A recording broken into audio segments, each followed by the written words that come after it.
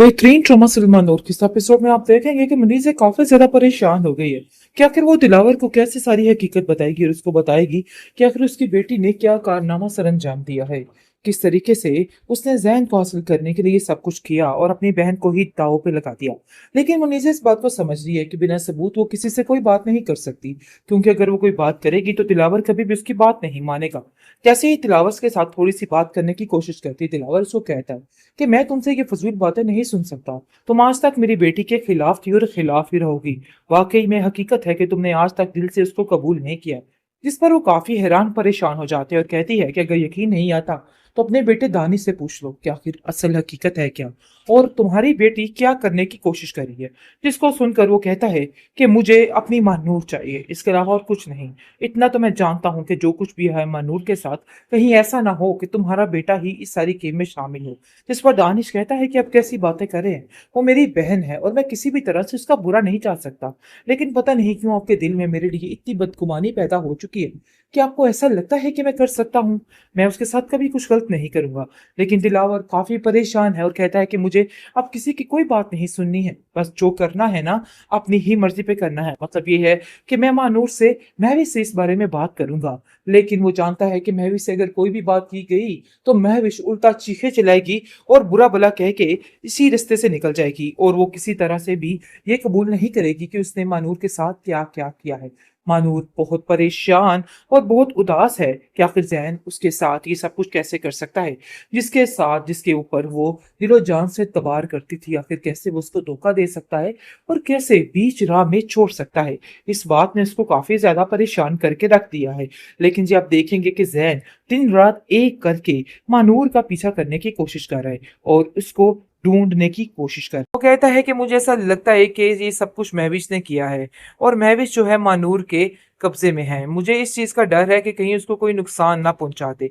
जिस पर वो कहता है कि मैं हर बात को जानता हूँ, आपको परेशान होने की जरूरत नहीं है, मैं सब हैंडल कर रहा हूँ। बस ये दुआ कीजिए कि जितनी जल्दी हो सके हमें मानूर मिल जाए। ही करेंगे, आपको परेशान होने की जरूरत नहीं है। लेकिन ये बात महविश तक पहुंच जाती है कि उसका बाप अब इस चीज के पीछे पड़ चुका है कि अब मैं मनूर का मिलना बहुत जरूरी है। जिस पर वो गुस्से में आ जाती है और कहती है कि आप लोगों को आखिर मनूर की क्यों पड़ी रहती है, मुझे तो इस चीज की समझ नहीं आती। जिस पर मुनीजे कहती है कि तुम्हें शर्म आनी चाहिए, वो तुम्हारी बहन है और अपनी बहन के बारे में इतने सख्त और घटिया अल्फाज आखिर तुम कैसे बोल सकती हो। जिस पर वो उसको जलील कर देती है और कहती है कि आप तो चुप ही रहने दीजिए, मुझे तो लगता है कि ये काम आपने ही करवाया है ताकि उसका रास्ता मेरा रास्ता और हर चीज जो है आसान की जा सके। लेकिन ये याद रखिएगा कि मैं आपको कभी इस बात के लिए माफ नहीं करूंगी।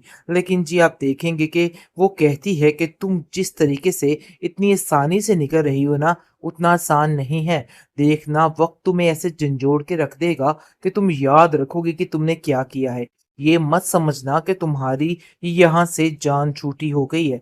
जिस पर महविश काफी हैरान होती है कि कहीं ऐसा तो नहीं है कि पुरानी माजी की बातें दानिश ने अपनी माँ को बता दी हैं, जिसकी वजह से वो काफी ज्यादा परेशान है और उसकी आंखें भीग जाती हैं कि अगर ये सब कुछ पता चल गया जैन को तो जैन के दिल पे क्या गुजरेगी और वो उसके बारे में क्या कुछ सोचेगा। ये बात उसको इतनी परेशान कर रही है और हैरान कर रही है कि उसे अब क्या करना चाहिए और क्या नहीं करना चाहिए, क्योंकि वो नहीं चाहती है कि किसी भी तरह से उसका रिश्ता जैन के साथ खराब हो। वो उसके साथ हमेशा हमेशा के लिए ऐसे ही रहना चाहती है।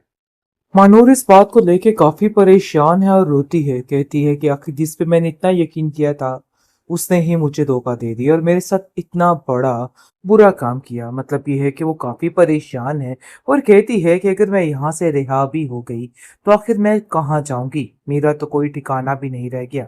इसलिए बेहतर यही है कि मेरी जिंदगी यहीं पे खत्म हो जाए। वो बहन जिस पे मैंने अंधाधुंध इतबार किया था, मुझे क्या पता था कि वही मेरी जिंदगी को मारने पे तुली हुई है, खत्म करने पे तुली हुई है। आखिर ये लोग मुझसे चाहते क्या हैं? मैं तो इन लोगों के बारे में बिल्कुल बुरा नहीं चाहती और मैंने महविश को दिल से अपनी बहन कबूल कर लिया था। लेकिन मुझे इस चीज का अंदाजा नहीं था कि वो ये सब कुछ करेगी। खैर आप देखेंगे कि महविश अभी तक ऐसे है कि जैसे कुछ हुआ ही नहीं और बार बार बार एक ही बात कहती है कि मैं किसी को अपने आड़े नहीं आने दूँगी। मतलब ये है कि मेरे और ज़ैन के रिश्ते में अगर किसी ने भी आने की कोशिश की या उसको बहकाने की कोशिश की तो मैं उसको ख़त्म करूँगी। ये नहीं देखूँगी कि उस मेरे सामने कौन है और कौन नहीं। तो इसलिए बेहतर यही है कि अब मुझसे सारे बच के रहें। लेकिन जी आप देखेंगे कि महविश का गुरूर खाक में मिलने वाला है। ज़ैन अब इसको वो अज़ियतनाक मौत देगा और ज़िंदगी देगा कि ये याद रखेगी जिस तरीके से इसने मानूर को तकलीफ़ देने की कोशिश की और उसको बहुत ज़्यादा परेशान किया, अब एक-एक चीज़ का बदला लेगा वो इससे, क्योंकि उसको बार-बार उसकी रोता हुआ चेहरा दिखाई देता है, जो कि बेबस होके हर एक की तरफ देखता रहा कि कोई तो होगा जो इसकी मदद करेगा। क्योंकि हर चीज़ खुल के सामने आ गई है और अब मदीहा को भी बहुत जल्द पता लगने वाला है कि आखिर उनकी बहू ने क्या गुल खिलाए हैं और क्या-क्या किया है। लेकिन अभी फ़िलहाल ज़ैन ये बात अपनी माँ से नहीं करता है। वो उससे पूछती तो है कि आखिर बेटा क्या वजह है? मुझे ऐसा लगता है कि तुमने दिल से इस महविश को कबूल नहीं किया। तुम जो कुछ कर रहे हो सिर्फ़ ड्रामेबाज़ी है। जी दूसरी तरफ काफ़ी ज़्यादा परेशान हो चुका है दिलावर। रोता है, चीखता है, चिल्लाता है और कहता है कि मेरी बेटी के साथ ज़रूर कुछ बुरा हुआ है। मुझे ऐसा लगता है कि जैसे मुझे उसका पता करना चाहिए। यही मेरे लिए बेहतर है। जिस पर मुनीज़ा कहती है हाँ, हम ऐसा ही करेंगे। आपको परेशान होने की ज़रूरत नहीं है। लेकिन ये बात महविश तक पहुँच जाती है कि उसका बाप अब इस चीज़ के पीछे पड़ चुका है कि अब मैं मनूर का मिलना बहुत ज़रूरी है। जिस पर वो गुस्से में आ जाती है और कहती है कि आप लोगों को आखिर मनूर की क्यों पड़ी रहती है? मुझे तो इस चीज़ की समझ नहीं आती। जिस पर मुनीज़ा कहती है कि तुम्हें शर्म आनी चाहिए। वो तुम्हारी बहन है और अपनी बहन के बारे में इतने सख्त और घटिया अल्फाज आखिर तुम कैसे बोल सकती हो? जिस पर वो उसको ज़लील कर देती है और कहती है कि आप तो चुप ही रहने दीजिए। मुझे तो लगता है कि ये काम आपने ही करवाया है ताकि उसका रास्ता, मेरा रास्ता और हर चीज़ जो है आसान की जा सके। लेकिन ये याद रखिएगा कि मैं आपको कभी इस बात के लिए माफ़ नहीं करूँगी। लेकिन जी आप देखेंगे कि वो कहती है कि तुम जिस तरीके से इतनी आसानी से निकल रही हो ना, उतना आसान नहीं है। देखना वक़्त तुम्हें ऐसे झंझोड़ के रख देगा कि तुम याद रखोगे कि तुमने क्या किया है।